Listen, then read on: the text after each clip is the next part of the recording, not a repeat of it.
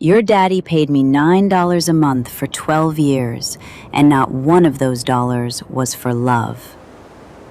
That is what the woman said, standing in my mother's kitchen 11 days after we buried him, with a shoebox held against her chest and a boy behind her in a man's coat cut down to fit. She did not sit until she was asked. She did not raise her voice one time. And my mother, who had scoured that kitchen every Saturday of my life and who never once let a stranger pass the porch, took a cup down off the shelf without a word and set it out for her, the way you do for somebody who has been coming for years. That was the thing that took the floor out from under me, not the shoebox, not the boy. My mother did not ask her who she was. The whole town had an answer inside of a week, and the answer was the easy one, and I carried it around like a stone in my shoe until August. It took me until the first Monday in August to learn what my father had actually bought with those dollars, and whose name was on the paper he bought it with, and why a man who checked every scale in Pruitt County for honesty could not put a single honest word in his own mouth for 12 years. Before we go on, tell me in the comments where you're listening from tonight. It always amazes me how far these stories travel. Now settle in, because it did not begin in that kitchen at all. It began a long way back, on a Saturday morning, with a brass weight in my father's coat pocket. My father was Amos Ketchum, and from the spring of 1925 until the winter he died, he was the inspector of weights and measures for Pruitt County, Missouri. It sounds like nothing now. In those years, it was not nothing. A man drove his wagon into the elevator with everything he had grown that summer sitting behind him under a tarp, and the platform scale in the floor of that elevator decided what his year had been worth. If the scale ran 200 pounds light on a load, that was $2 and something out of a family's winter, and there was not a farmer in the county who could prove it. Because a scale is a scale, and it says what it says. My father was the man who came out 4 times a year with a canvas satchel of certified weights and made the scale prove itself. He carried one of those weights loose in his coat pocket, always, the 1-pound brass. It was about the size of a small pear, dull gold, worn smooth on the top where his thumb rode it. When I was small, he would let me hold it in church to keep me quiet. And it was the best toy I ever had. Cold at first and then warm, heavy for its size in a way that seemed like a trick. Once, walking home from the courthouse in the winter, he stopped under the light on the corner of 3rd and Pruitt and took it out and put it in my mitten and said something I did not understand for another 20 years. "Nothing in this county is honest but this," he said. "This is honest all the way through. You can't talk it into being something else." Then he took it back and put it in his pocket, and we went on home to supper. And I thought he was talking about the county. We lived in a white frame house on Farrell Street, with a porch that ran across the front and a mulberry tree that stained the walk purple every July. There were 3 of us. My mother, Nell, who kept the house and the garden and the accounts and her own counsel. My father, who was gone Tuesdays and Thursdays out in the county and home the rest. And me, Cordelia, called Della by everybody since I was 4 days old, 24 years of age in that February, and still sleeping in the room I was born in, which was ordinary then and did not embarrass me. Times were what they were. Half the girls I went to school with were still at home, and the other half had gone off with men who could not feed them. I had work, which in 1937 made me lucky and made people careful how they said it to me. I clerked at Lunsford's drugstore on the square, 8 in the morning to 6 at night, 6 days, $12 a week. I sold headache powders and postage stamps and iodine and school tablets and, on Saturdays, more soda fountain business than a girl with 2 hands could pour. Mr. Lunsford was a narrow, worried man who wore a cardigan under his white coat from October to May, and who never once raised his voice at me in 6 years, though he raised it plenty at the ceiling and at the price of glycerin. I liked the store. I liked knowing what the town needed on any given day, which is a thing you learn behind a counter and cannot learn anywhere else. I knew who was sick before the doctor's wife did. I knew which men bought their liniment on credit and paid on the first, and which ones paid cash and did not want to be seen doing it. Mornings in our house went the same way for years. My mother was up before either of us, and by the time I came down, the kitchen already smelled like coffee and hot iron, because she pressed my collar and cuffs while the pot came to the boil and would not let me out of the house any other way. My father sat with his back to the window with the county paper folded into quarters, reading it the way he read everything, 1 column at a time, his lips still. He had a way of drumming 2 fingers on the oilcloth when he came to something he did not like. He drank his coffee scalding. He ate 2 eggs and, if there was any, a piece of side meat, and he wiped the plate with his bread and thanked my mother for it every single morning of his life, which I did not know was unusual until I got old enough to eat breakfast in other people's houses. He was not a talker. I want to be plain about that, because people who heard about him later made him into a big, dark figure with a secret life. And the truth is, he was a quiet man in a brown coat who liked his dog and his radio and knew the name of every creek in the county. He would come in Thursday nights with his satchel and set it by the door and sit down and tell my mother where he had been in that flat way of his. Out to the Coy place, out to the Bellingham Mill, out past the ford to the Sisk Bottom, before there was anything out there but a bottom. She would say, "Anybody sick out there?" And he would say who was and who was not, and that was the news. And then the radio came on, and that was the evening. Sundays, my mother made him drive us out. Not to church, though we went to church in the morning, first Christian, second pew from the back on the aisle. Sunday afternoons he drove, and it was the only time I ever saw him do a thing with no reason attached. We would go out the Ford Road with the windows down and the dust coming in, and my mother's hand on the top of the door to keep her hat.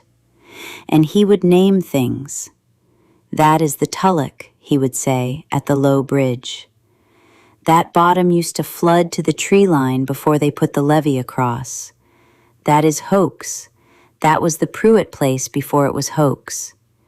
He never named the Sisk Bottom on those drives, not once. I would like to say I noticed at the time. I did not notice for 12 years.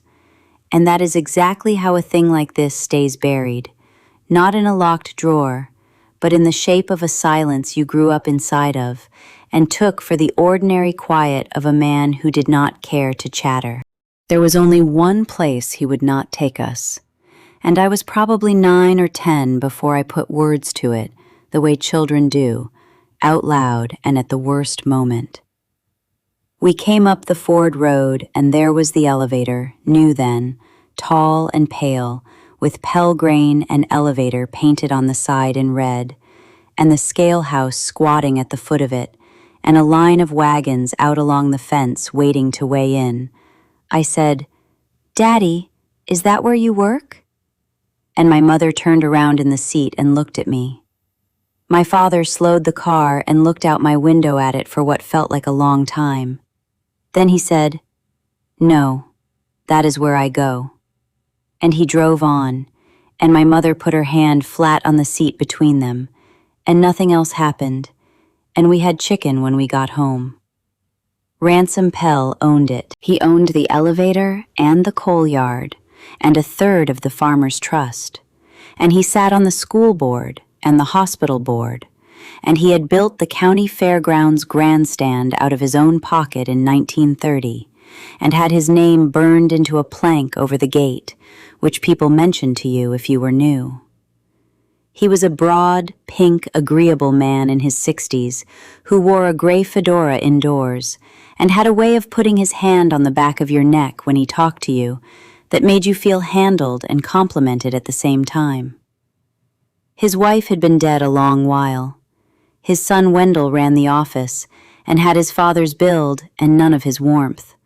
A heavy young man of 35 who counted the change into your hand a coin at a time, as though you might have hoped for more. Pell was pleasant to my father in the way you are pleasant to a man who works for the county, which is to say loudly and in front of people. Twice a year he came into Lunsford's, and if I was on the counter, he would say, "How is that daddy of yours, honey?" and buy a cigar and leave a nickel on the glass for me that I was not supposed to take and always took. I thought he liked us. That is the part I go back over. There is a certain kind of man who is loudest and kindest to the family of the person he has got his boot on, and you cannot see it from the inside, because from the inside, it just looks like being liked by an important man in a small town. The other thing I ought to put in here, because of what it cost later, is Everett Pruitt. Everett was 26, sandy, quick, freckled clear up under his hair, and he had been at the edge of my life since the 6th grade, and at the middle of it since the summer I turned 22. He worked the scale house at Pell's, 11 hours a day in season, weighing wagons in and out and calling the tickets. It was a good job for a young man with no land. He had $110 saved in an envelope in his mother's Bible toward a house, and every few months he would tell me the new number, and I would say something smart about it and go warm all the way down to my shoes. We were not engaged. We were what you were then, which was understood. In November, my father came home on a Thursday and did not open the satchel. He sat in his chair with his coat still buttoned and his hat in his lap, and stayed there so long my mother came to the kitchen door with a dish in her hand and looked at him and did not say anything. I was at the table with the store's book, checking my figures. I remember the sound of the clock and the sound of him breathing, which was wrong, wet, and long. He said, "Nell, I did not get out to the ford." She said, "All right." He said it again, like she had argued. "I did not get out there. I did not get to the post office either." And my mother put the dish down on the sideboard and said, in a voice that had a floor under it that I had never heard before, "I will see to the post office." I thought he had a cold. He had a cold. It went down into him the way it did with men his age who had worked outdoors in wet coats their whole lives. And by the middle of December, he was up half the night with it. And by the middle of January, Dr. Vane was coming to the house every 3rd day. And by the end of January, he did not go down the stairs at all. Pneumonia, in the years before there was anything to give a man for it but time and steam and luck. We put the kettle on the hot plate in his room and kept a sheet tented over the bedpost, and I read him the paper, one column at a time. He died on the 8th of February, 1937, at 4:10 in the morning, with my mother holding his hand and me on the other side of the bed. And the last thing he said that made any sense was said to me, though I did not know it was for me. He had been talking in and out for 2 days, mostly to people who were not there. Around midnight, he came up clear all at once, the way they sometimes do, and he looked at me, and his eyes were his own eyes. He said, "Della, in the desk there is a book that is not the county's book." I said, "All right, Daddy." I thought he meant a ledger of the household, some little debt he was ashamed of, $4 owed to the coal man.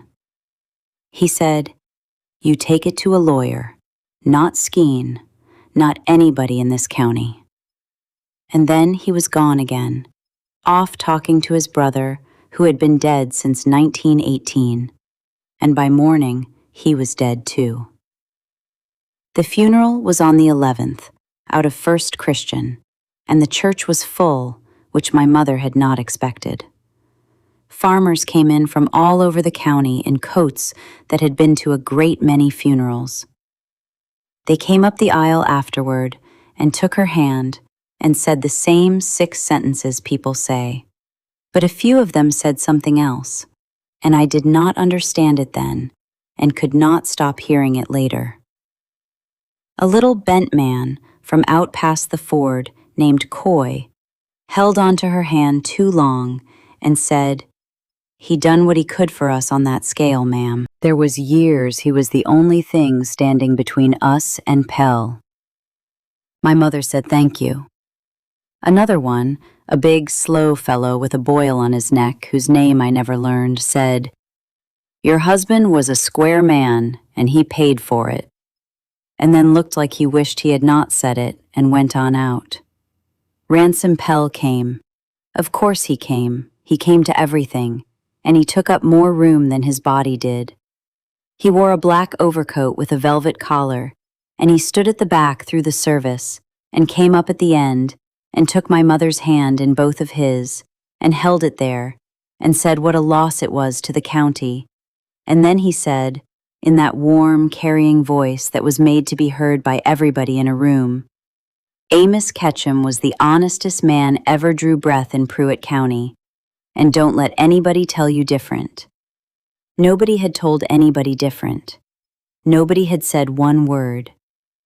It sat funny on me even in the moment, the way a man will answer a question that nobody in the room has asked. My mother took her hand back out of his. It was not rude. It was just a little quicker than you would take your hand back, and she wiped it on her handkerchief afterward, and that was not for her nose because her eyes were dry all day. We had the dinner at the house. My Aunt Hattie, my father's sister, came down from Chillicothe with 2 pies and stayed 9 days, which was 7 days more than my mother wanted and about right for the work. Hattie was a wide, loud, kind-hearted woman who cried easily and told everything she knew inside of an hour of knowing it, and she and my mother had never been able to be in a kitchen together for longer than a morning. She washed and I dried, and my mother received people in the front room. Around 3 in the afternoon, Hattie was up to her wrists in the pan and said, out of nowhere and to nobody, "Well, there is somebody in this county sleeping better tonight than she has in 12 years. I said, "Who is?" Hattie's hands stopped in the water. It was a full second, maybe 2. Then she said, "Old Mrs. Vane, her boy will get the accounts now." And she laughed too high and started in on the roaster and asked me twice whether we had another towel and did not look at me for the rest of the afternoon. I stood there with a wet plate. I want you to understand that I was not a stupid girl. I knew the difference between a slip and a sentence a person had rehearsed. But your father is 11 days dead, and your aunt is crying into a roasting pan, and you put it away. You put it in the place where you put things you have not got the strength for, and it waits for you, and it does not spoil. The days after were the strange ones. There is a kind of business that comes with a death, and it is a mercy, because it gives your hands something. Dr. Vane's bill. The undertaker, $41, which we paid on the spot out of the coffee can and my mother's Christmas club. The county courthouse, which sent a clerk to the door for my father's satchel of certified weights and his badge and his commission book, and I gave them over on the porch, and he wrote me a receipt and touched his hat. The insurance, which was a little burial policy through the lodge, and paid out just about exactly what the undertaker had cost, as those policies were built to do. And all through it, my mother worked like a woman with a train to catch. She turned out his closet on the 4th day. She took his good suit and his brown coat down to the Christian Aid the same week, which people did, but she did it fast, and she did the pockets first, and she did them alone. She burned things. I came around the side of the house on the Sunday, and she had the trash barrel going in the back by the chicken run, with her coat over her nightgown, and it was 10 in the morning, and she was feeding paper into it out of a market basket, single sheets, watching each one catch before she put in the next. When she saw me, she did not startle. She said, "Bank statements. There is no sense keeping them now." I said, "Do you want help?" She said, "No." And I went in and put the kettle on and stood at the kitchen window and watched my mother burn paper for 20 minutes, one sheet at a time. Here is the small thing I saw, and I did not know for months what it meant. The sheets she was burning were not bank statements. They were the size of a bank statement, but a bank statement in 1937 had a heavy ruled column down the right side that you could see through the flame for a second before it went, and these did not have it. These had writing in 2 directions, up the side as well as across, the way you write when you are keeping something in as little space as you can. My mother did not lie to me often. When she did it plainly and without decoration, and she looked right at you while she did it, and that was how I ever knew. The other thing that happened that week was Wendell Pell. He came on the Friday at about 7 after supper, which was not calling hours, with his hat in his hand and his father's condolences in his mouth. He filled our front doorway. My mother did not ask him to sit down, and he sat down anyway, on the edge of the good chair with his knees apart and his hat on his knee, and he said what a fine man and how his father had thought the world of Amos, and how they had been in business together, in a manner of speaking, all these years, the county and the elevator having so much to do with each other. My mother said nothing at all. She sat with her hands in her lap. I have never in my life seen anybody so still. "There is the matter of the paperwork," Wendell said at last. Dad wondered. Amos had a good many records of ours over the years, weight tickets and the like, certifications, things that are properly the elevators or the county's, and it would be a kindness to us to have them back and not have them scattered around, with everything else you have got to think about. The county came for the county's things on Tuesday, my mother said. Well, and this would be over and above the county's things. He smiled at her. He had a way of smiling with his mouth shut that showed you where his jaw came together. Dad thought there might be a book. Amos kept a book of his own, is the way Dad remembers it. Nothing official, just his own figures, out of habit, being the sort of man he was.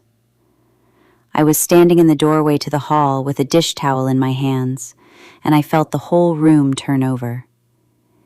In the desk, there is a book that is not the county's book. I opened my mouth. I want to be honest with you about this, because I have gone over it 1,000 times since. I opened my mouth to say, "Oh, he did keep a book, he told me so," and my mother said, without looking at me, in a voice as flat and pleasant as a Sunday, "Della, go and see to the stove." I went. I stood at the cold stove in the kitchen with my heart going and heard her say the rest of it, which took about 90 seconds. There was no book. If there had been a book, she would have found it. Her husband had been dead a week, and she thanked Mr. Pell for his father's kindness, and she was very tired. And Wendell Pell said, of course. And there was the sound of a big man getting up out of a chair, and at the door he said one more thing, comfortable as you please. Dad said to tell you the arrangement stands, Mrs. Ketchum. He said you would know what he meant. He said not to worry yourself about it either way. The screen door shut. My mother came into the kitchen and got the broom out of the corner and swept a floor that I had swept 2 hours before. And I said, "What arrangement?" And she swept. And I said it again, and she said, "Mr. Pell talks in order to hear himself. Go on to bed." I did not go to bed. I sat up in my room with the light off and the door open a crack. And along about 11, I heard her go down and open the desk in the front room and heard the drawers, one after another, all 6, and then the little top ones, and then the sound of a chair being moved and set back. She was down there the better part of an hour. She did not find whatever she was looking for, because when she came up, she stood on the landing for a while in the dark, not doing anything at all, before she went in and shut her door. The next 4 days, I was in that desk every time she went to the store, and I want to say plainly that I did not find one thing. It was a roll top, my grandfather's, with the pigeonholes and the 2 banks of drawers, and it held exactly what it had held my whole life. Bills, seed catalogs, the car papers, a cigar box of buttons, a tin of his good pen nibs, the deed to our house, folded in thirds, soft as cloth at the creases, our name on it and the date, the 9th of October, 1926. And I looked right at that date, and it did not say one word to me. 2 rubber bands, a broken watch chain, and a church envelope with $11 in it marked in his hand. Tires. No book. I told myself the fever had put the book in his mouth, the way it had put his dead brother in the room. And I went back to work, because I had a job, and there were not any others. Then it was the 19th of February, a Friday, gray and thawing, and I got home from Lunsford's at 6:15, and there was a woman on our porch. She was standing, not sitting, though there were 2 chairs, holding a shoebox in both arms against her chest, the way you hold something that will spill. She was maybe 40, thin in the face, in a good black coat that had been good a long time ago and had been kept up since with a needle. And her shoes were wrong for the weather and clean anyway. Behind her, half a step back with his hand on the porch rail, was a boy of about 11 in a man's suit coat cut down for him, the sleeves taken up in a way you could see, his neck sticking out of it, his hair wet-combed. He had a fresh nick on his chin from somebody else's razor. I said good evening and asked if she was waiting on my mother. She said, "You are the daughter." Not a question. She looked at me the way you look at a photograph of somebody you have heard described for years. Behind me the door opened. My mother had her apron still on and a dish towel over her shoulder, and I turned to say we had a caller, and I never got it out. My mother stood in her own doorway and looked at that woman and that boy, and I watched every bit of color go out of her face, from the top down, like water going out of a glass. She put her hand on the door frame. She did not say, "Who are you?" She did not say, "May I help you?" She said, "Not in front of my daughter." And the woman on the porch said, "It is going to have to be in front of somebody." Then my mother stood back from the door and let her into the house, and I followed them in with my coat still on and my pocketbook still on my arm. And that was the last hour of the life I thought I had. We went to the kitchen because that is where things happen in a house like ours. My mother took down a cup for her without being asked, and one for the boy, and poured milk in his and coffee in hers, and set out the sugar bowl with the chipped lid, and it was the ordinariness of it that made my ears ring. You do not get out the sugar bowl for a stranger. You get out the sugar bowl for somebody whose habits you know. "Sit down, Della," my mother said. "I would rather stand." "Sit down." I sat. The woman set the shoebox on the oilcloth between us and did not take her hands off the lid. Up close, she was younger than I had thought, and more tired than anybody I knew. Her hands were a field hand's hands, cracked across the knuckles, with a wedding band worn so thin it was more of a line than a ring. The boy stood beside her chair because there were only 3 chairs, and he had not been told he could take the 4th place. And my mother said, "Foy, take your coat off and sit in the chair by the window." And the boy said, "Yes, ma'am," and did it. She knew his name. I heard it happen. I heard my mother say the name of a boy I had never seen in my life, in her own kitchen, in the voice she used for the neighbor children, and something went through me from my scalp to my heels, like cold water poured into the top of my head. My hands were flat on the table. I looked down, and my fingernails had gone white against the oilcloth. And I remember thinking, very clearly and stupidly, that I ought to move them before I tore it. "My name is Lorena Sisk," the woman said to me. "This is my son Foy. Your daddy paid us $9 a month for 12 years, and I have come to say it stopped in November, and to ask what is to be done, and to give back what is not mine to keep." She took the lid off the shoebox. I have thought about how to tell you what was in it, because when I say it, it sounds like nothing. It was paper. It was a box of paper, packed in tight, standing on edge like files, in bundles tied with string, and the top of each bundle had a number on it in pencil in a plain hand.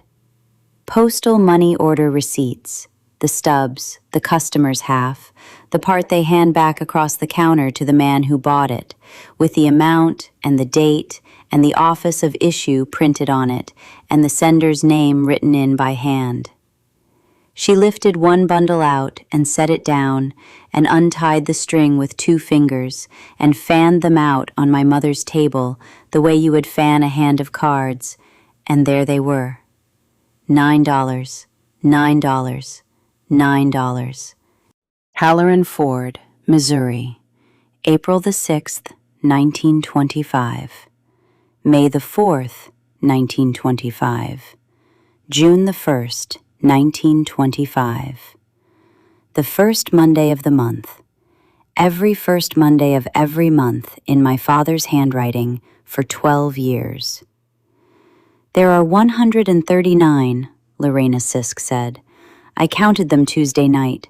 There ought to be 142. The clock on the shelf ticked. The boy sat by the window with his hands in his lap and looked at the floor, and I understood that he had been told to look at the floor. My mother sat with her back straight and her eyes on the middle of the table, and she had not moved since she sat down. I would like to tell you that my first thought was a generous one. It was not. My first thought was arithmetic, which is what happens to a girl who works a counter. $9 a month is $108 a year. 12 years of that is nearly $1,300. And there had been Christmases in our house when my mother turned her coat and I got a pair of shoes and an orange, and my father said he did not want anything, and I had believed him.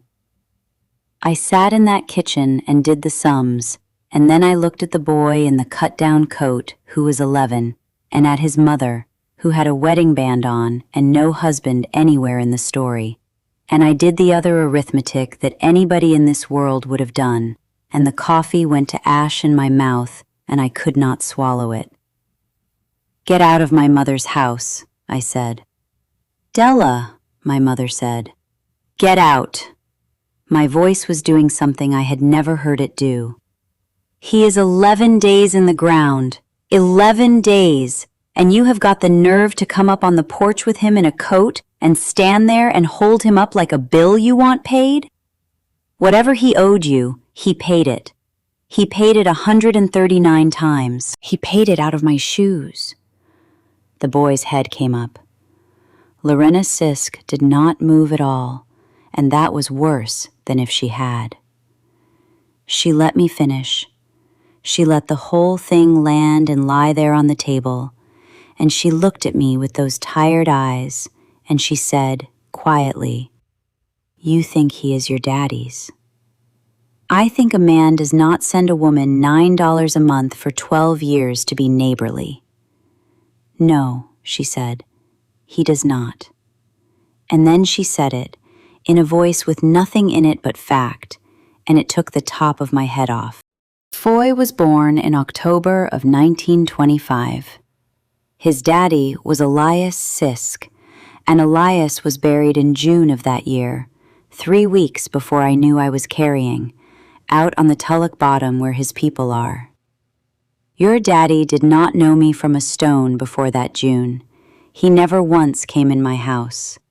In 12 years, that man never said 10 words to me that were not on a postal counter or in a note, and every note said the same thing, and I brought them too.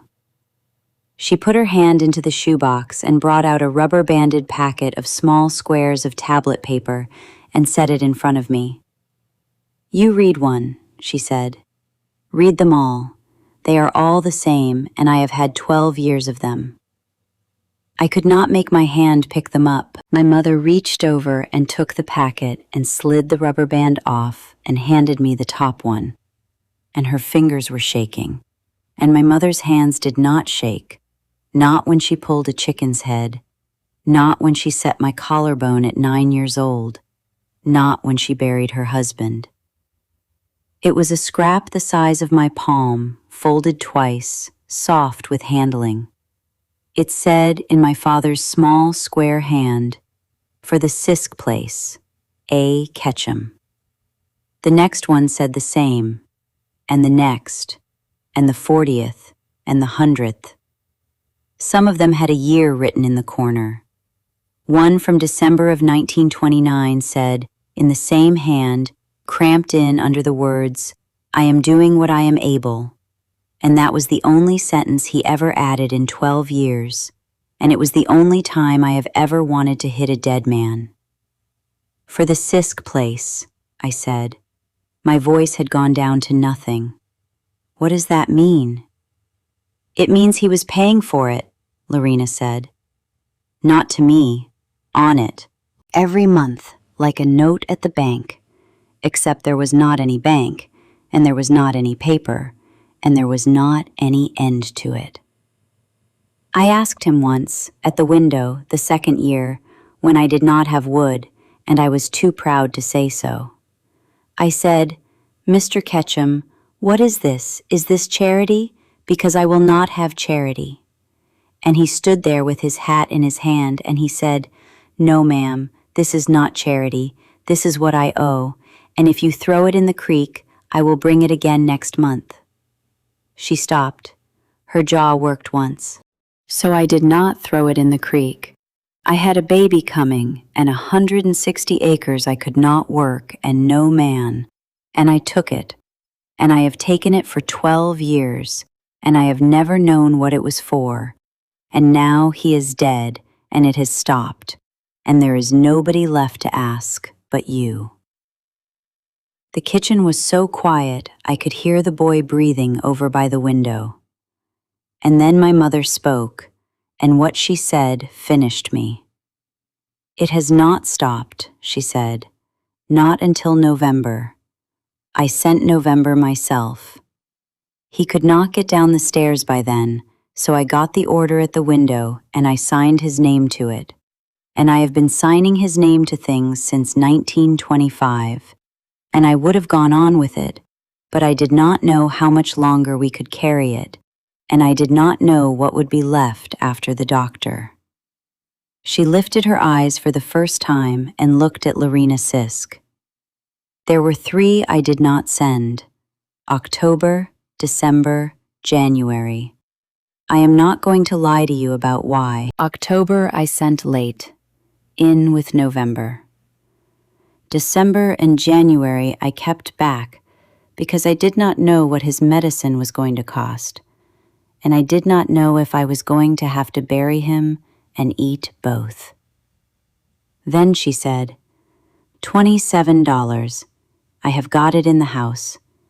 You will take it before you leave here. I sat in my mother's kitchen and looked at her across the table, and I did not know one thing about her. There was more then. There is always more, and it comes out flat and businesslike because everybody's grief has run out at the same moment. Lorena Sisk said the elevators man had come out to her place the 2nd week of January, and again in February, wanting to know what she meant to do with the bottom now, and offering $90 against the taxes, and she had said no both times because her boy owned it, and she was not going to be the one to hand it away. My mother put her hands over her face for about 3 seconds when she heard that, and took them down, and her face was the same as before. At the door, Lorena stopped and turned around. She was holding the shoebox against her chest again, and she said the thing to me that turned my life over on its side. I did not come for money, she said. I came because there is only one reason a man pays like that for 12 years and never once comes to look at what he is paying for. He was ashamed to look at it. Whatever was done out on that bottom, your daddy was in it, and he was not the whole of it, because a man with $108 a year to spare is not the man who got the good out of it. Somebody got the good out of it, and he is not dead. I said, who? She said, I have got a notion, so does half the Ford Road. She settled the box. But I am a widow woman with a boy and 40 cents in my pocketbook, and you have got a name in this town, and a place behind a counter where everybody in the county tells you their business. Which one of us do you think can go and ask? Then she took the $27 from my mother's hand in the front hall and counted it, because she was past pride, and put it in her coat and said, Come on, Foy. And they went down our steps into the dark and up Farrell Street toward the Ford Road, walking, in February, 11 miles. My mother shut the door and leaned her back against it and said to the ceiling, Well, thank God. I said, Thank God. You would not understand it. Then make me. And my mother, who had raised me and taught me to read out of the Bible and the seed catalog, and had never in 24 years told me a thing that was not true, so far as I knew, looked at me and said, Your father is dead, Della. Let it be buried with him. There is nothing out on that bottom but old business and a family that is worse off than we are, and the one thing on this earth that man asked of me was that you should never have it in your mouth. Not you. He said, Keep it off of Della. She went up the stairs. I stood in the front hall for a long time. Then I went into the front room, and I turned on the lamp, and I sat down at my grandfather's roll-top desk, and I looked at it the way you look at a person who has been lying to you. 6 drawers, 2 banks, pigeonholes, the writing bed. I had been through all of it 4 times. I got the kitchen chair and I stood on it and looked at the top of the desk where the dust was, and there was nothing. I got down on the floor with the lamp cord stretched and looked underneath at the frame and the runners, and there was nothing. I pulled every drawer clear out and stacked them on the rug, all 6, and put my arm into the carcass of the desk up to the shoulder, and my fingers found the back of the 4th space, and the back of the 4th space was not wood. It was cardboard, cut to fit, and it moved when I pushed it. Behind it, laid flat against the true back of the desk, there was a school composition book with a marbled cover and a long envelope, brown, the kind that holds a deed. I did not open either one that night. I want to be truthful about that too, because people like to imagine themselves tearing into it. I sat on the floor of the front room with the drawers stacked around me and the composition book on my knees, and I could not make my thumb lift the cover. It was the smell that stopped me. It smelled like his coat. Paper that has been in a closed place for years takes on whatever is around it, and this had been shut up in a desk in a house where a man smoked 2 cigars a week and hung his coat on the newel post. And when I brought it up near my face, I was 6 years old, and it was Sunday. I put the drawers back. I took the book and the envelope up to my room inside my cardigan like a thief in my own house, and I put them under the mattress, and I lay on top of them all night with my eyes open. And in the morning, I pressed my own collar because my mother did not come down. Sunday, I told her I was going to Hattie's. I have never known whether she believed it. I took the book and the envelope in my pocketbook out to the shed and sat on the sawhorse in the cold with my coat on and my breath going white. And I opened the envelope first because it was thinner and I thought it would be simpler. And I was wrong about that in every possible way. It was a deed, a quitclaim made out on a printed form, the kind you bought at the stationer's for a dime and filled in yourself, dated the 29th of May, 1925. It said that Elias Sisk of Pruitt County, Missouri, in consideration of $1 and other good and valuable considerations, released and quitclaimed to Ransom Pell all his right and title in the northeast quarter and the north half of the southeast quarter, 160 acres in the Tulloch Bottom. $1 and other good and valuable considerations. I had seen those words on our own house deed and thought nothing of them, because they are on everything, and it took me a week to learn what they cover, which is anything at all or nothing at all, and no court can tell the difference at a distance of 12 years. Elias Sisk had not signed it. Elias Sisk could not write. Where the signature goes, there was a printed line, and on the line, in somebody else's careful lettering, it said Elias, his X mark, Sisk. And between the two names there was a cross made in ink, a heavy, sprawling cross of the sort a man makes who has never held a pen. Under it, in the box for witnesses, there were 2 names in 2 different hands, Bertie Hoke and Amos Ketchum. And below that, the notary's block, stamped and dated the same day, sworn and subscribed before me, and the signature was a big, looping, confident thing I knew from the bottom of every legal notice in the county paper. Marcus Skeen, Notary Public, Pruitt County. Not Skeen, my father had said, with the death rattle in him. Not Skeen. I sat in the shed and read that piece of paper 11 or 12 times. Then I turned it over, and there on the back, in pencil, in my father's small square hand, was one line, written the way a man writes when he does not intend anybody to read it and cannot stop himself from putting it down anyway. I never saw him make this mark. God forgive me. A.K. June, 1925. The composition book was the other half, and the composition book was the thing that Wendell Pell had come to our house at 7 in the evening to get. It was a scale book. On the left-hand pages, in columns, in my father's hand, going back to the summer of 1925 and stopping in the fall of 1929, the date, the location, the scale, the reading his certified weights showed, and what he had done about it.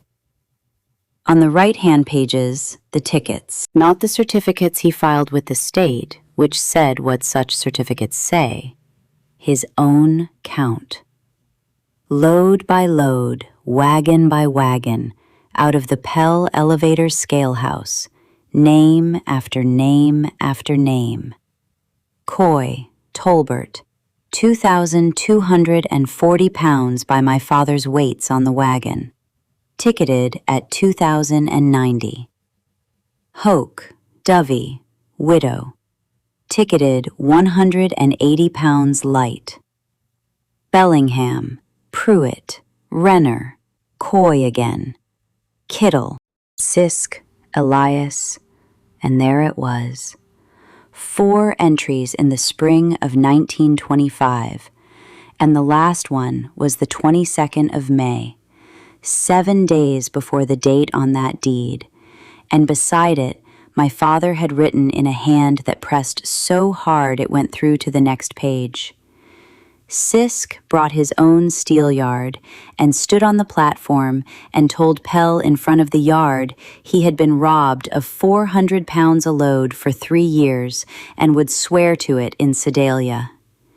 22nd of May, and Elias Sisk was buried in June. There was one more page, at the very back, upside down, the way you write in the back of a book you are ashamed of the front of. It was a list of dates in 1925, and it was not columns, it was sentences, and I am going to set it down here the way he set it down, because I read it standing up in that shed with my legs shaking, and I have not needed to look at it again since.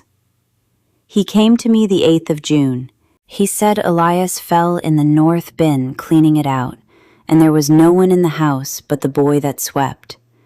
He said it was an accident. I believe that it was an accident, and I have believed it 12 years, and there are nights I do not.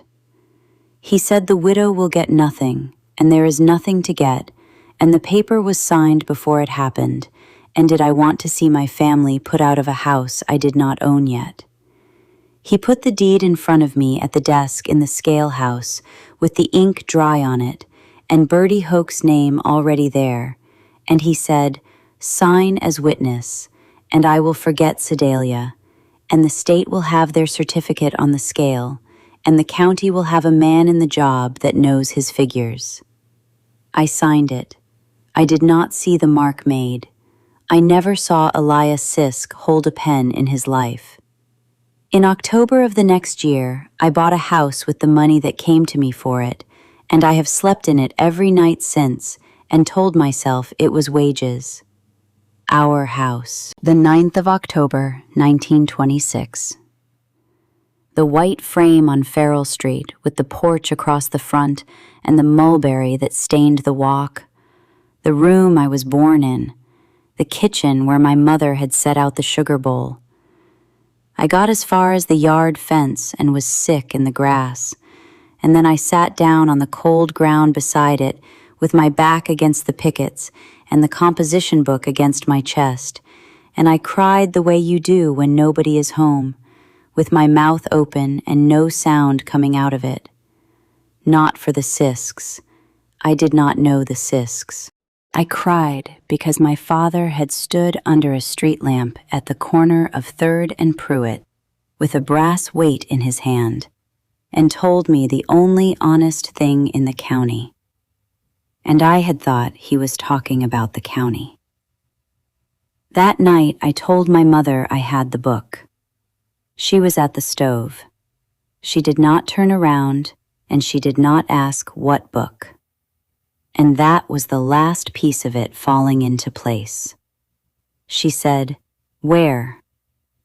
"In the back of the desk, behind a piece of cardboard." He never would tell me. She set the spoon down. "I have looked for that book twice a year since the year you started school. That was the whole of it, Della. Not the woman. There never was a woman. That book, and what is in the writing on the back of that deed. And if Ransom Pell had ever got his hands on it, there would have been nothing in this world to hold him off of us."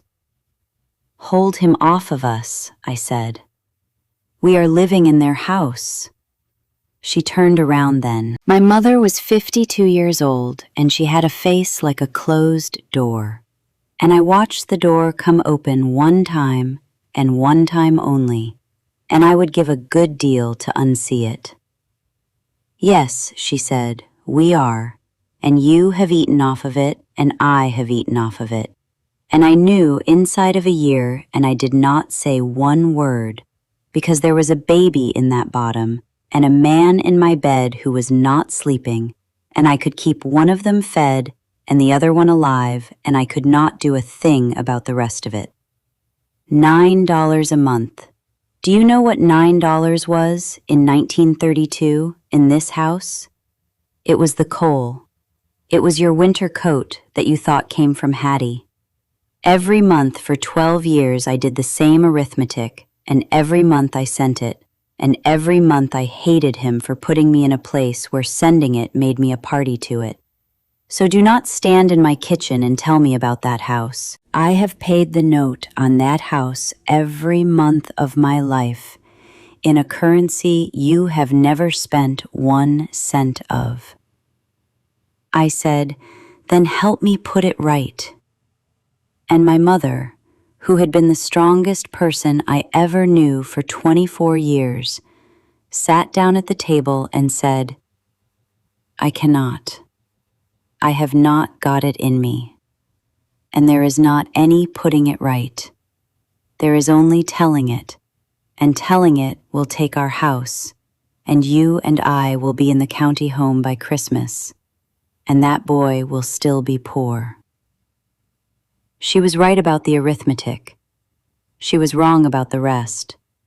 But she was right about the arithmetic, and I have never held it against her. I did not sleep. Somewhere around 3 in the morning, I got up and lit the lamp, and I did the only thing I could think to do, which was to make a list of what I actually had, in ink, like a proper accounting, because I am my father's daughter, and God help me, that is how I think when I am frightened. I had a deed with a dead man's mark on it that my father swore in pencil he never saw made.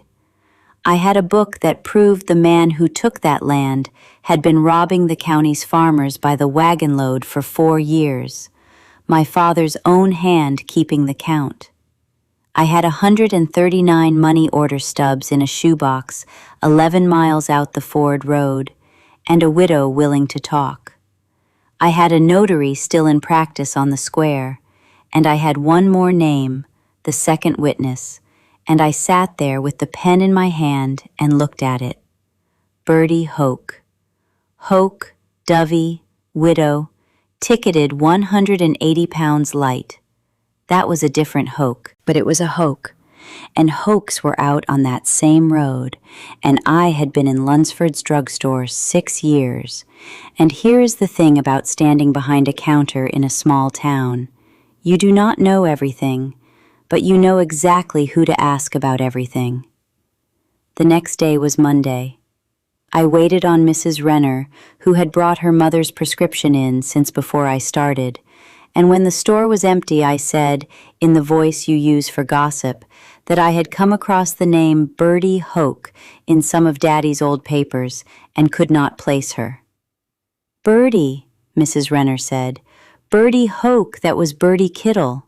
Well, she is out at the county home, honey, and has been since her boy went to Kansas City. She is 81, and she is deaf as that post. Alive. I put both hands flat on the glass of the counter to hold myself up, and Mrs. Renner said, Are you all right, Della? You have gone the color of a dish rag. And I said it was only that I had not eaten, not Skeen, my father had said, and not anybody in this county. So on the last Saturday in February, I told Mr. Lunsford I had a tooth and took the 10:40 bus 22 miles to Braxton in Dell County, with the composition book wrapped in a flour sack in the bottom of my market basket under 2 jars of my mother's beans. And I walked up a flight of stairs beside a shoe repair to a door that said, Clay Dorn, attorney at law and notary.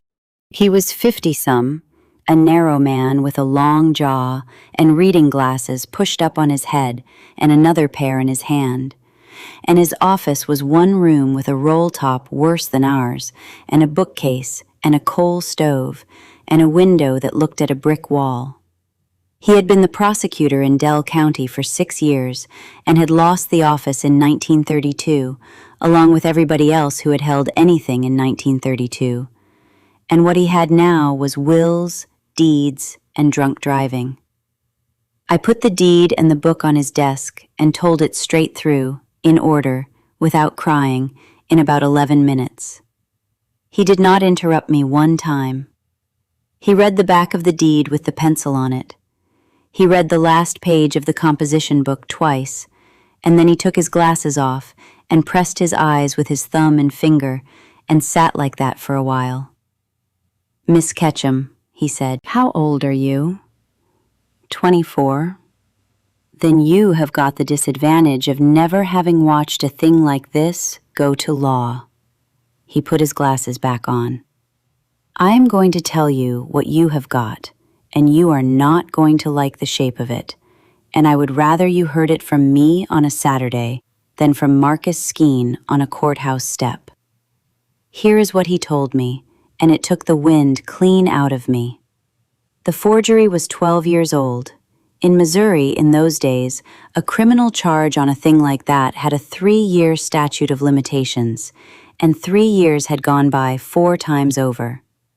Nobody was going to be arrested for what happened in that scale house in 1925. As for the deed itself, a widow can bring a suit to set aside a fraudulent conveyance, but there are limitation periods on that, too, and Ransom Pell had been in open possession of that ground for 12 years and had built a $100,000 elevator on it in 1927, and any lawyer he cared to hire would stand up and say the woman had sat on her rights for 12 years and take the case apart in an afternoon.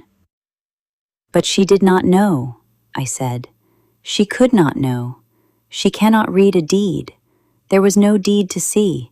It sat in my father's desk." "That is the argument," Dorn said, "and it is a good one, and I have seen better ones lose." He tapped the composition book. "Now this is a different animal, and it is the one that scares me. Your father was a sworn county officer, and this book says he certified scales he knew were wrong and did it for 4 years. If you take this into that courthouse, the first thing that happens is not to Ransom Pell. The first thing that happens is your dead father becomes the crookedest man in Pruitt County, and your mother is the widow of him, and she is living in a house that a jury will hear was bought with the proceeds." I sat there in that cold little office with my hands in my lap. "So there is nothing," I said. "I did not say there is nothing." He leaned back. "I said there is nothing yet. 12-year-old paper does not move a court. Something new moves a court. Somebody living and breathing has to do something wrong on a date this year in front of witnesses, and then all this old paper stops being history and starts being evidence." He looked at me over the glasses. "Is anything happening this year, Miss Ketchum? Anything to do with that ground? Anything with money attached to it?" And I said, before I had thought about it, "They are taking a right-of-way through the bottom for the new farm-to-market road." Dorn sat forward. Everett had told me about it in January, in the way he told me all the elevator business, lying on his back on the porch swing with his boots off the end. The state and the county had put through a hard-surfaced road out the ford, work relief money, and the right-of-way ran a strip clean along the north side of the Tulloch Bottom. There would be a commission appointed, and a hearing at the courthouse, and a payment made to the owner of record, and the talk at the scale house said the payment would run to $14,000 because a strip that has an elevator siding on it is not priced like a strip of pasture. "When?" Dorn said. "The first Monday in August, the 6th. He got up and went to the window and stood with his back to me, and when he turned around, he had a different face on him. "Then here is what happens on the 6th of August," he said. Ransom Pell comes into that courtroom to be paid public money, and to be paid it, he has got to swear to his title. He will be put on his oath. He will be handed that deed or a copy of it and asked to identify it and to say how he came by it, and he will say it, out loud, this year, in a room with a court reporter taking every word. Dorn put his knuckles on the desk. And if one word of it is false, that is perjury. And perjury is committed on the day the man opens his mouth. And there is not any statute of limitations problem in this world with a thing that happened 5 months from now. I said, he will just tell the truth about the parts he has to. He will tell the truth if he is asked the right question by somebody he is afraid of, Dorn said. He has told this story in this county for 12 years, and nobody has ever once asked him the second question. Men like that get so used to the room agreeing with them that they will swear to a thing out of sheer habit. Then he said, now, understand me. This does not happen at all unless there is somebody in that courtroom on the 6th of August with standing to be there, and you have not got standing. Your mother has not got standing. The only person on this earth with standing to contest the payment on that ground is the heir of Elias Sisk. He is 11 years old.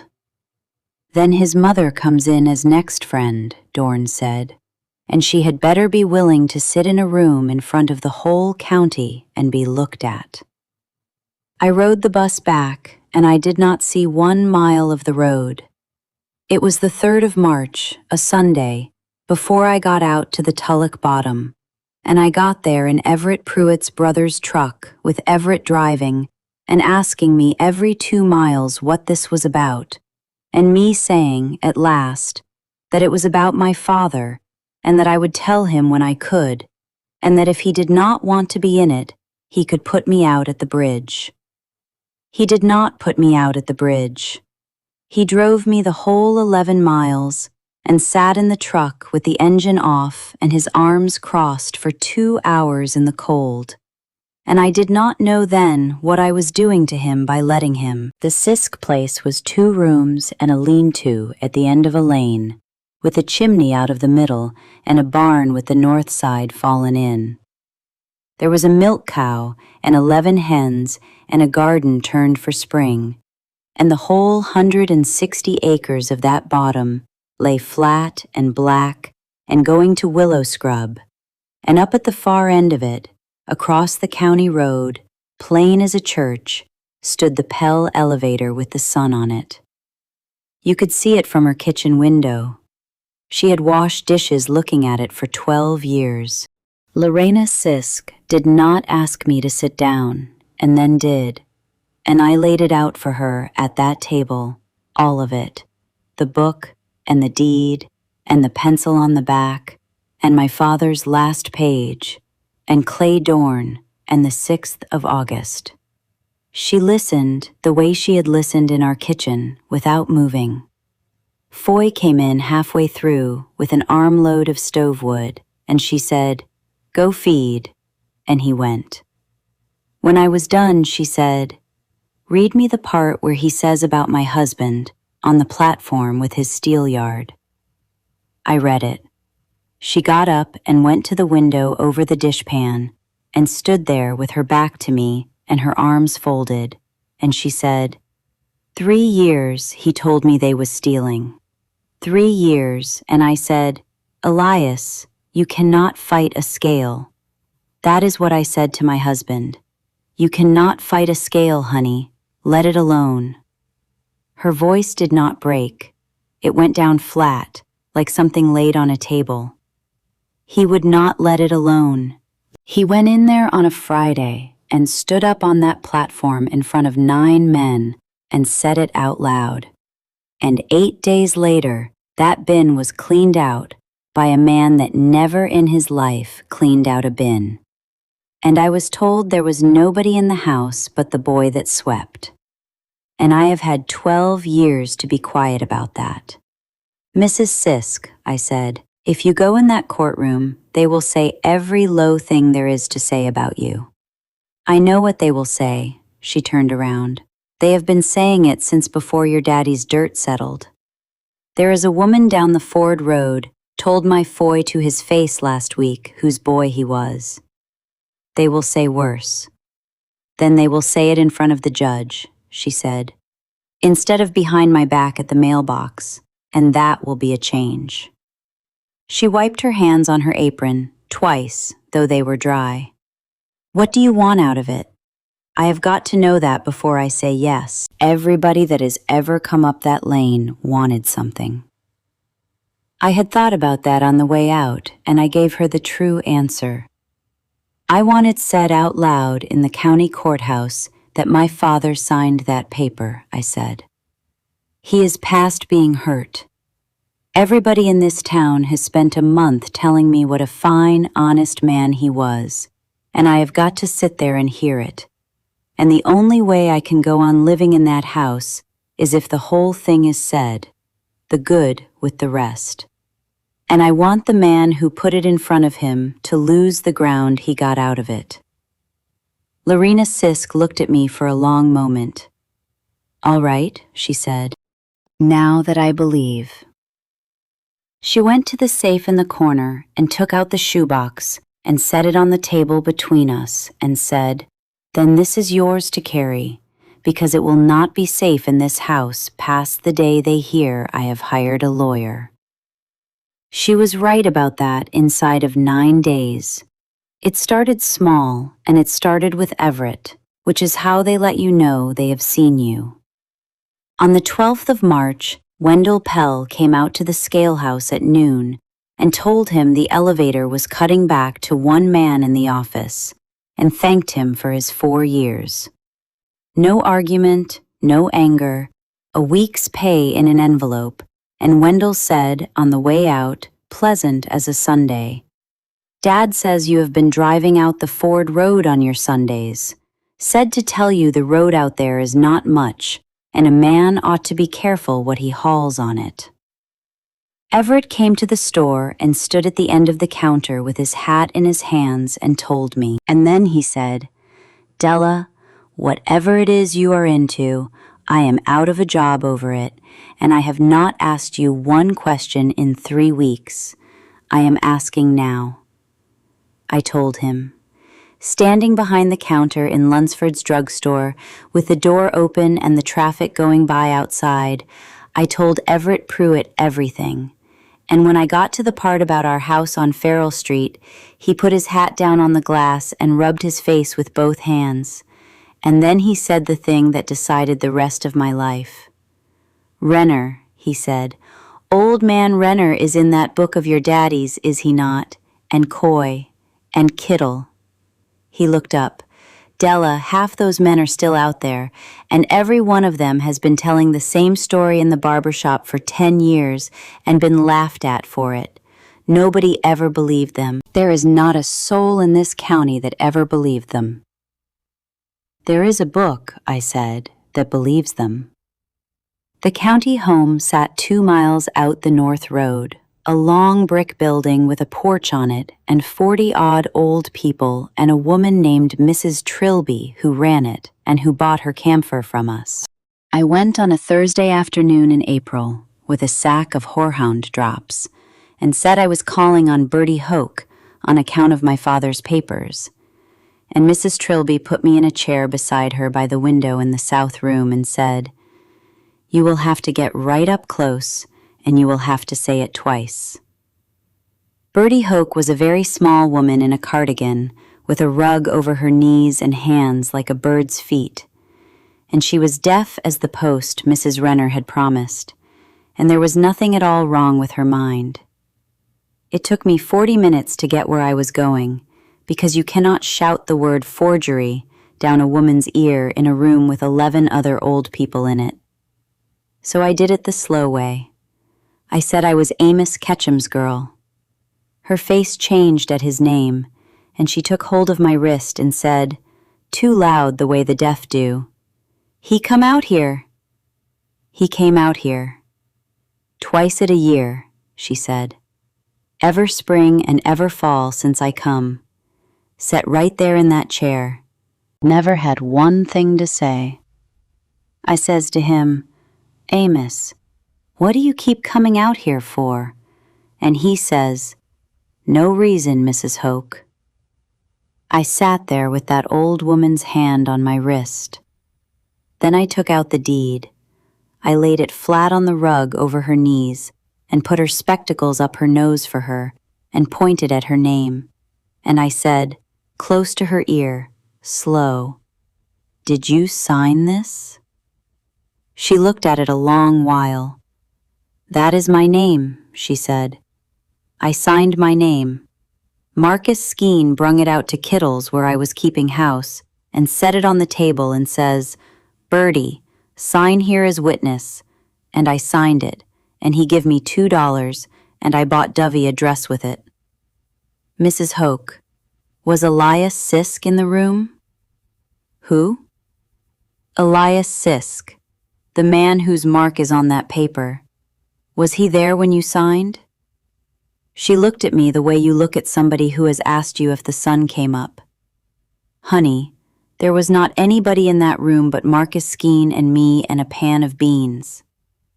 I made myself breathe. I said, would you say that to a judge? And Bertie Hoke, 81 years old, in a chair in the county home with a rug over her knees, said, I have been saying it to anybody who would set down by me for 12 years. Clay Dorn took her deposition on the 2nd of May in that same south room with a notary from Braxton and Mrs. Trilby standing witness and a court reporter he paid out of his own pocket, and it ran 9 pages, and when it was over, he came out onto the porch and put his hat on and said to me, Miss Ketchum, I want you to hear me say this in the open air. As of about 10 minutes ago, that notary's certificate is a lie with a living witness against it, and every single thing built on top of it is standing on nothing. Ransom Pell sent for me on the 11th of May. He did not send Wendell, and he did not send a note. He came into Lunsford's himself at 4:30 in the afternoon in his gray fedora, and he bought a cigar, and he laid a nickel on the glass the way he had when I was 15, and he said, Della, honey, walk down to the office with me when you get off. There is a thing about your daddy's county papers I would rather say to you than have said around. I said I would come. Then I went in the back and stood by the packing crates for 2 minutes with my hands over my face, and then I washed them and finished out my shift, and at 6 I walked down the square and out the Ford Road 1/2 mile to the elevator office with him, and I have never in my life been so afraid of a walk. The office was upstairs over the scale house, with windows on 3 sides so a man could see the yard, the siding, the road, and the bottom. He sat me in a leather chair. He did not sit behind the desk, which I noticed. He brought his chair around and sat near me at an angle, the way a doctor does. Wendell stood by the door with his arms folded and never said a word the whole time. He started warm. He talked about my father for a good 5 minutes, and every word of it was praise, and none of it was a lie, and all of it was a rope. A better man never lived, held the county's confidence 22 years, was in a hard place once, a long time ago, the way men get, and did what a man does when he has got a wife and a baby girl in a rented house and a chance at a place of his own. That is the whole of it, honey, he said. There was a scale that read wrong, and a man died in an accident in a bin, and a paper got signed in a hurry, and your daddy stood up and did the practical thing, and he has been paying that woman out of his own pocket ever since, because he had a tender conscience, and I let him do it, because a man's conscience is his own business. You let him do it? I said. I could have stopped it any month I wanted to. He said it gently. He was still smiling. Now here is what I want you to hear. I have got no quarrel in the world with you. You are a girl that lost her father in February and got herself worked up by a woman with a grievance, and that is natural. But I want you to know what is sitting under your feet. He leaned in a little. That house on Farrell Street. Your daddy paid $2,200 for it in 1926, and where do you suppose it came from, on a county salary of $1,100 a year? It came from me. It came out of my pocket, on a check with my name on it, that is in a bank ledger in this town to this day. Now, if this business ever goes into a courtroom, that check comes out. And what a jury will hear is that Amos Ketchum took money to swear to a dead man's mark. And what happens after that is your mother, at 52 years of age, standing on a lawn, watching a sheriff's man carry out her bedstead, over a thing her husband did before you could read. My hands were flat on my knees. He watched them. Now, he said, and here it came, gentle as anything. There is a book, and I will do this because I thought the world of your daddy. You bring me that book, and I will pay off the Sisk woman handsomely, $500, cash, and she can go to her people in Arkansas and start over, and that boy can have shoes. And you and your mother will hear nothing further from anybody about that house as long as you live. That is a good offer, honey. That is a better offer than your daddy ever got. I sat there in that leather chair and I understood two things at once, and they came so clear and so cold that my hands went steady, and they have been steady from that minute to this. The first was that he had just told me in his own office, with his son standing at the door, that he had paid my father for that signature. Not as a defense, as a threat. He was so used to that room agreeing with him that he had said the worst fact in the county out loud to a drugstore clerk to make her afraid. The second was the offer itself. $500 for a book. Nobody pays $500 for a book about a dead man's conscience. He was not afraid of the deed at all.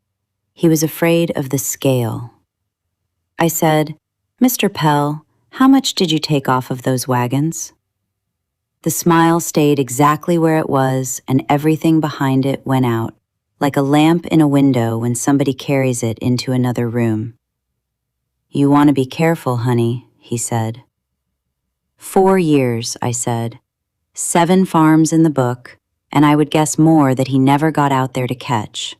Renner, Coy, Kittle, the Hoke widow.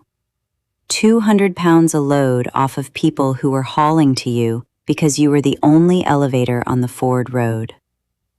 That scale was certified by the state of Missouri.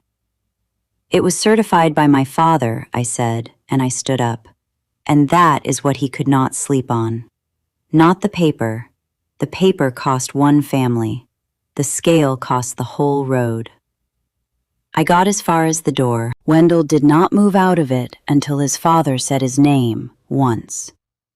And on the stairs behind me, Ransom Pell said, in an entirely different voice, a flat one, "You will not get anywhere with it. There is not a lawyer in this county will file it, and there is not a judge in this district that is not eaten at my table." "There is one in Dell County," I said, "and he has not." There was one more man I had to look at, and I made myself do it on a Saturday morning in the last week of May, on the square in front of the courthouse where everybody could see us. Marcus Skeen's office was on the second floor over the Farmers' Trust, with his name on the window in gold leaf that had been touched up twice in my lifetime. He had been notary and abstractor and general counsel to half the property in that county since before the war, and he wrote wills for old ladies for $2 and was thought of as an accommodating man. He came down the stairs at 10 with his portfolio under his arm, and I stepped out of the shade of the awning in front of Lunsford's and said, "Mr. Skeen, may I ask you something?" He was a tall, old man with a dry, papery face, and he had known me since I was a baby. "Della Ketchum," he said. "I was sorry not to get out to the house in February. It is about a paper you notarized in 1925, a quitclaim from Elias Sisk to Ransom Pell. I have never seen a man's face do what his did. Nothing moved on it. That was the thing." He stood on the bottom step with his hand on the rail, and his face did not move one particle. And it went from being the face of an accommodating old gentleman to being a thing behind a window. And that was how I knew for certain and forever that he had known what he was doing when he did it. "That would be a matter of record at the recorder's office," he said. "Anybody may look at it." "I have looked at it. Your certificate says the parties personally appeared before you and acknowledged it as their free act and deed." "Then that is what happened." "Bertie Hoke is at the county home," I said, "and she says you carried that paper out to the Kittle farm and put it on the kitchen table and gave her $2, and that there was nobody in that room but the two of you and a pan of beans." Two women came out of the bank behind him and stopped because they could hear us, and Marcus Skeen knew they could hear us, and he made his first mistake right there on that step. "Mrs. Hoke is senile," he said. "She is 81 and she is deaf," I said. "She is not senile." And I did not say she had told me. I said she says it. She has been saying it to anybody who would sit down beside her for 12 years. And there are 40 people in that building who have heard it. And the woman who runs it buys her camphor from me. He shifted the portfolio to the other arm. "Whatever quarrel you have got, it is not with me. I do not make the facts. A notary certifies what is put in front of him." "No, sir," I said. "A notary certifies that the man made his mark in front of him. That is the whole of what a notary is for. If it were only about paper, they would not make you swear." He looked at me then with something that was almost like interest, the way an old man looks at a dog that has done a trick. "You are Amos's girl all the way through, are you not?" he said. He asked me that same question in the fall of 1926. He came up those stairs and stood where you are standing, and asked me if a witness could take his name back off of an instrument. He put his hat on. I will tell you what I told him. It cannot be done. A man's name goes on once. After that, it is not his anymore. It belongs to the paper, and the paper does not care what he wishes he had done. Good day, Miss Ketchum. He walked off across the square in the sun with his portfolio under his arm, and I stood there with my heart going like a hammer because he had just told me two things without meaning to tell me either one. That my father had tried, 11 months after, to undo it, and that Marcus Skeen remembered a conversation from 1926, word for word, which is not how a man remembers something ordinary. I went straight down to the recorder's office in the basement of that courthouse and paid 40 cents and got a certified copy of the deed as recorded, and I carried it out to Braxton on the bus that afternoon, and Clay Dorn spread it beside my father's original on the desk and put his finger down on the recording stamp and said one word. Well, the deed was dated the 29th of May, 1925. It was not recorded until the 14th of July, 1925.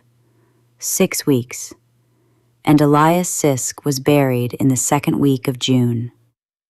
He held it, Dorn said. He signed it and notarized it on the 29th of May, and then he sat on it for 6 weeks and did not put it on record until a month after the man was in the ground. He took his glasses off.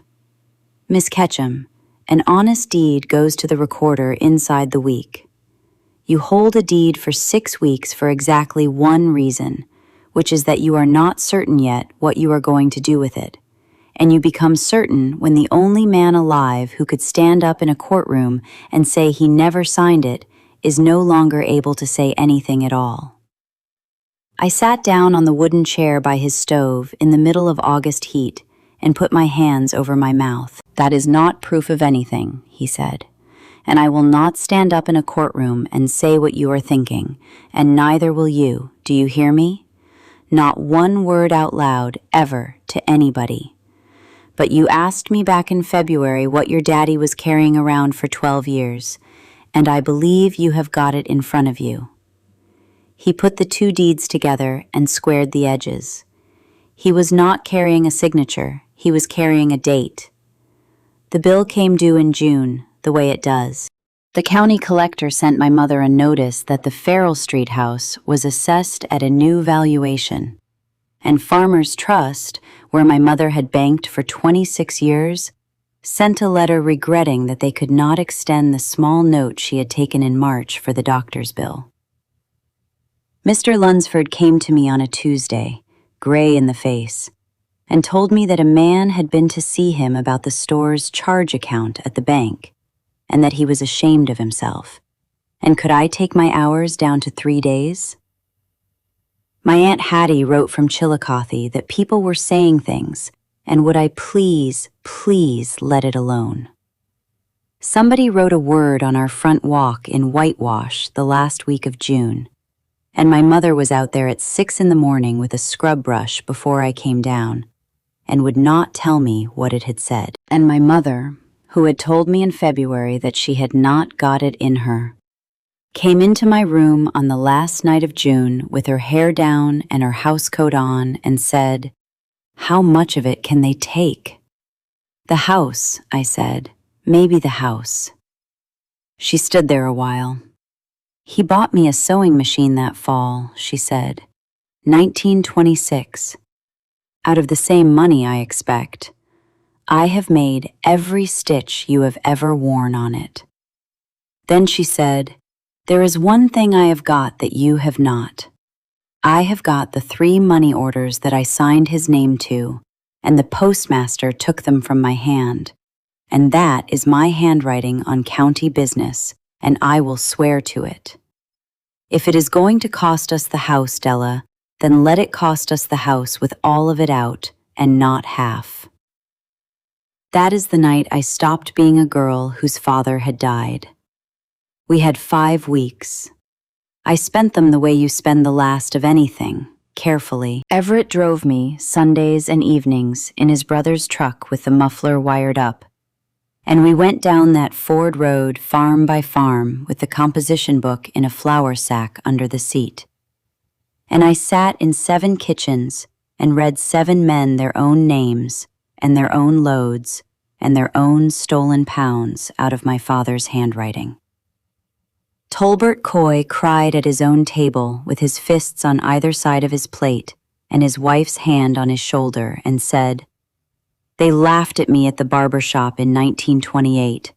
My own brother laughed at me." Old man Renner did not cry. He got up and went and got his hat and said, "Where do I go and who do I say it to?" Kittle wanted to know if there was money in it. I told him the truth, which was that there probably was not.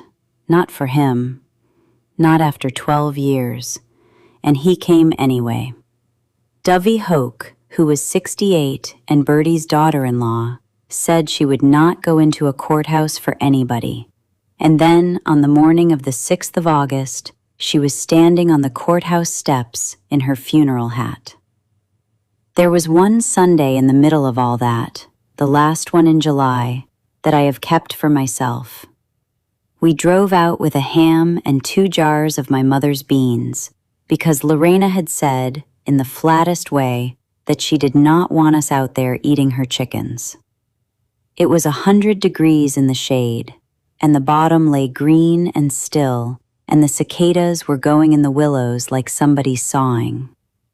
We ate at the table by the window, with the elevator standing up white across the county road, and afterward, Everett went out to look at the fallen inside of the barn, with Foy following him, and I helped Lorena take the wash off the line. She handed me the pins, and I took the sheets down, and for a while neither of us said anything, and it was the first easy quiet I had been in since February. "He is going to be tall," she said, watching the two of them out by the barn. "His daddy was tall. He gets the tall from Elias and the stubborn from me, and God help the county." "Mrs. Sisk," I said, "Lorena, if it goes wrong on Thursday, if the judge sends us home, then it goes wrong. You would still be out here with the taxes and no crop, and they would know you came at them and missed." She folded a sheet against herself, corner to corner, the way women did before there was anybody to help. "Della," she said, "I have been out here 12 years listening to that elevator run. You can hear it in the house.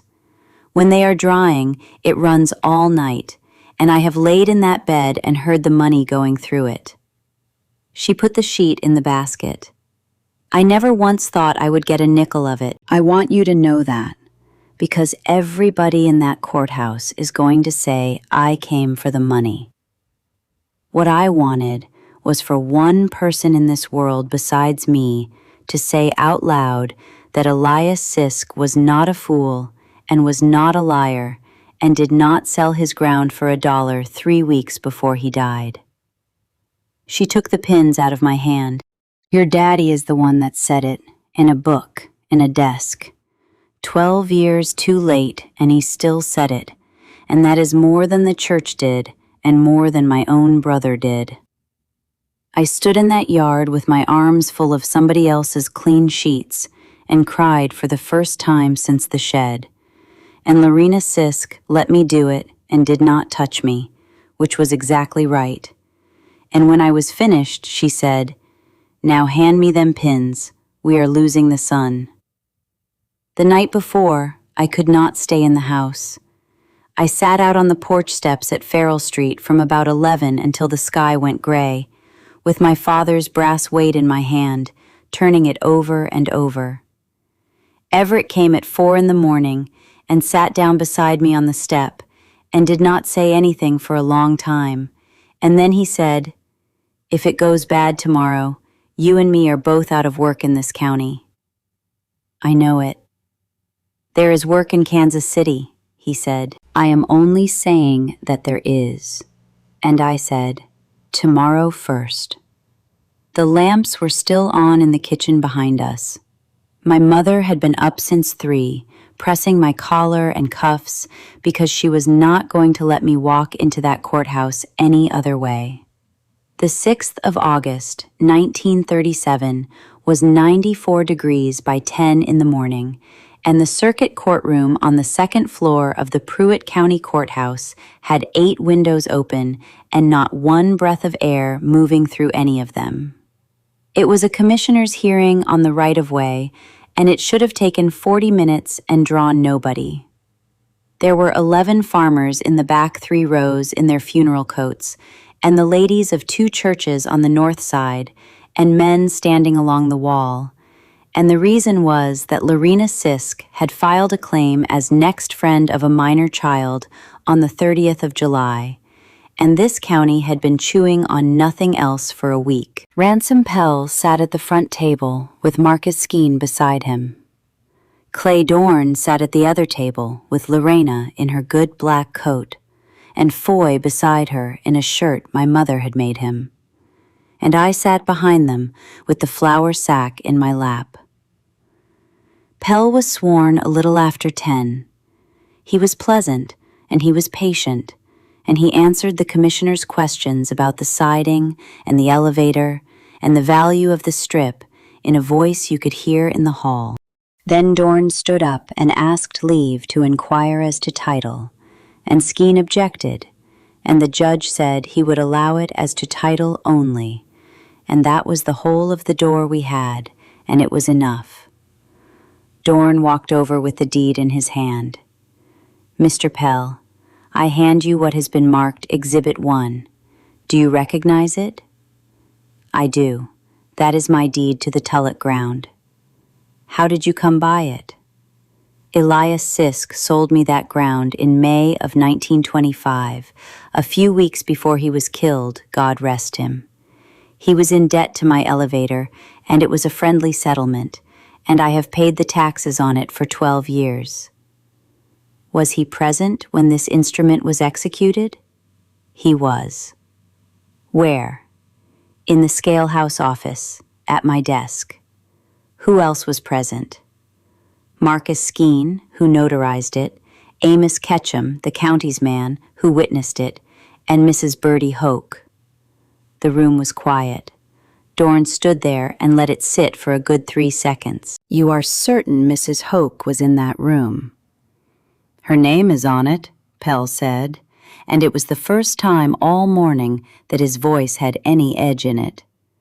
I watched every one of them sign. And the mark of Elias Sisk, you watched him make that mark. I did. He made it with my pen. Clay Dorn said, Your Honor, the claimant offers the deposition of Bertie Hoke, taken the 2nd of May of this year at the Pruitt County home, where the witness is a resident, in which she states that she signed that instrument at the Kittle Farm, brought to her by Mr. Skeen, for $2, in the presence of no one but Mr. Skeen, and that she has never in her life laid eyes on Elias Sisk. I have been in a lot of rooms since. I have never heard one make that sound. It was not a gasp, and it was not talk. It was 30-odd people shifting on wooden benches at the same instant, and one man's chair leg going back on the floor, and Marcus Skeen saying his own client's name out loud without meaning to. Dorn did not stop. He turned around and put his hand out toward me, and I stood up and gave him the composition book, and my hands were as steady as that brass weight. The claimant further offers the private inspection book of Amos Ketchum, County Inspector of Weights and Measures, in his own hand, 1925 through 1929, showing the certified weight of 111 wagon loads against the weight ticketed at that elevator, together with an entry dated the 22nd of May, 1925, 7 days before the date of that deed, in which Elias Sisk publicly accused this witness of robbing him on that scale and stated he would swear to it before the state at Sedalia. Skeen was on his feet. The judge was talking. Somewhere behind me, Tolbert Coy said, out loud, in the plain voice of a man in his own kitchen, I told you. I told every one of you. And Ransom Pell, who had run that county for 20 years, who had built the grandstand and sat on the school board and put his hand on the back of your neck, made the mistake that men like him always make when the room stops agreeing with them. He did not sit still and let his lawyer work. He half rose out of his chair with his face gone the color of brick, and he said, at the deposition, at Dorn, at all of us, that old woman is 81 years old and deaf as a stump, and she does not know what she signed. The room went absolutely still. Clay Dorn said, very quietly, Mr. Pell, you have just testified under oath that you watched her sign it. That was the end of him, and it took another 11 months to finish, but that was the end of him, at 22 minutes past 10 on the 6th of August. I stood up. I had no business standing up, and nobody had called on me, and the judge let me do it anyway, and I have always thought it was because I was Amos Ketchum's girl, and half that room had shaken my hand at his funeral in February. My father witnessed that deed, I said. He wrote on the back of it in pencil that he never saw the mark made, and he wrote in that book what he did and what he was given for it, and he bought the house I grew up in with it, and I have eaten off of it my whole life. I am not standing here to tell you he was a good man. I am here because he was the only man in this county who wrote it down. And then I looked at Ransom Pell, and I said the thing I had been carrying since February. My father weighed every scale in Pruitt County but his own. You made him carry your name for 12 years, and he could not carry it any further than the grave. So I have brought it back to you. The judge did not gavel me. He let it go all the way down to the floor, and then he said, "Miss Ketchum, sit down." And I sat down. And Lorena Sisk reached back between the benches without turning around and took hold of my hand and did not let go of it for a quarter of an hour. They put Lorena Sisk on at 11 o'clock, and Skeen went at her the way I had known he would, and it did not take him anywhere. He asked her why a woman waits 12 years. He asked it 4 different ways. He asked whether she had ever inquired at the recorder's office, which is a fine question to ask a woman who left school at 11 to keep house for her father, in a county where the recorder's office is a basement room that is open from 9 until 4 on the days a farm woman is hauling water. He asked her whether she had accepted money from Amos Ketchum every month for 12 years, and she said yes. He asked whether she had ever reported that money to anybody, and she said no. He asked, with his thumbs in his vest, whether it was not a fact that the town had drawn its own conclusions about the nature of that arrangement, and whether she had ever once troubled herself to correct them. And Lorena Sisk sat up in that chair in her good black coat in 94 degrees and said, "No, sir, I did not correct them. I did not know what to correct them to. A man I did not know sent me $9 a month and would not tell me what it was for, and I fed my boy on it, and I let this county say what it wanted about me for 12 years because there was not any answer in me to give." Then she looked out at the benches, at the 2 rows of church ladies. "I have got the answer now. It is on that table. It took a dead man's daughter to bring it to me." Nobody in the room said anything. Mrs. Renner, who had told me in a drugstore in February that Bertie Hoke was deaf as a post, was sitting in the 3rd row with her handkerchief over her mouth. Skeen said he had no further questions. He sat down, and he did not look at his client, and I understood, watching him do it, that Marcus Skeen had known since the 29th of May, 1925, that this hour was coming, and had spent 12 years hoping to be dead before it got there. Here is how it came out, because you are owed the whole of it. The right-of-way payment was held. The court impounded the $14,000, and in June of 1938, a chancery judge in this district set aside the quitclaim deed of May 1925 as a forgery and imposed what the law calls a constructive trust, which in plain English means that a man who takes a thing by fraud only ever holds it for the person he took it from. 160 acres in the Tulloch Bottom, and the elevator standing on it, and the siding, and the road money went to Foy Sisk, 11 years old, with the county judge as his guardian until he came of age. Marcus Skeen surrendered his notarial commission in October and was disbarred by the state the following spring, and his shingle came down off the square where it had hung for 31 years. Ransom Pell was indicted on the 4th of November, 1937, for perjury committed on the 6th of August, 1937.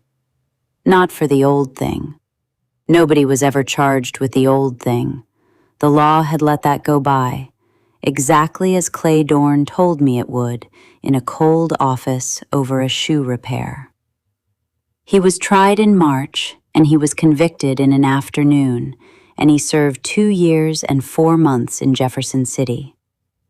The scale book went to the State Department of Agriculture, and 7 farmers filed claims that were settled in 1939 for something like 9 cents on the dollar, and Tolbert Coy bought a mule with his and named it Amos, which I did not know whether to laugh at or not, and finally did.